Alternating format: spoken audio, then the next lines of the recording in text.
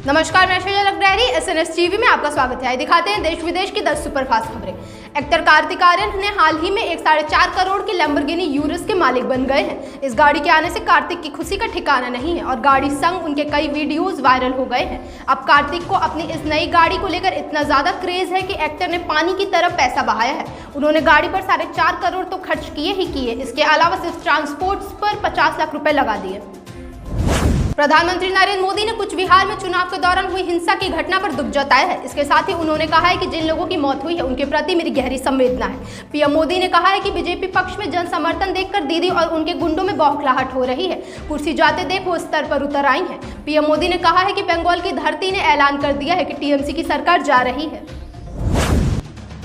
कांग्रेस के पूर्व अध्यक्ष राहुल गांधी ने शनिवार को आरोप लगाया है कि केंद्र सरकार की विफल नीतियों के कारण कोरोना वायरस की दूसरी लहर आई है तथा मजदूर फिर से पलायन करने को मजबूर है। लेकिन इस अहंकारी सरकार को अच्छे सुझावों से एलर्जी है। उन्होंने ट्वीट किया है कि केंद्र सरकार की विफल नीतियों से देश में कोरोना का भयानक दूसरी लहर है और प्रवासी मजदूर दोबारा पलायन को मजबूर है।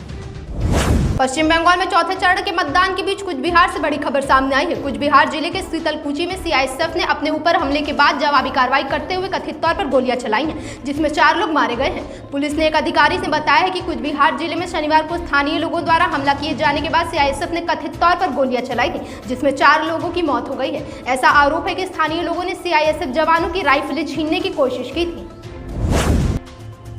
दुनिया भर में कोरोना संक्रमण के बढ़ते मामलों के बीच राहत की बात यह है कि इसके खिलाफ टीकाकरण अभियान जोरों शोरों से चल रहा है। हाल ही में ये दावे किए गए थे कि भारत में कोरोना वैक्सीनेशन की कमी हो रही है, लेकिन स्वास्थ्य मंत्री डॉक्टर हर्षवर्धन ने देश में कोविड टीकों की कमी के दावों को खारिज कर दिया है। उन्होंने कहा है कि केंद्र सरकार स्थिति पर लगातार नजर रखे हुए है और राज्य और केंद्र शासित प्रदेशों को कोरोना टीकों की सप्लाई बढ़ाती जा रही है।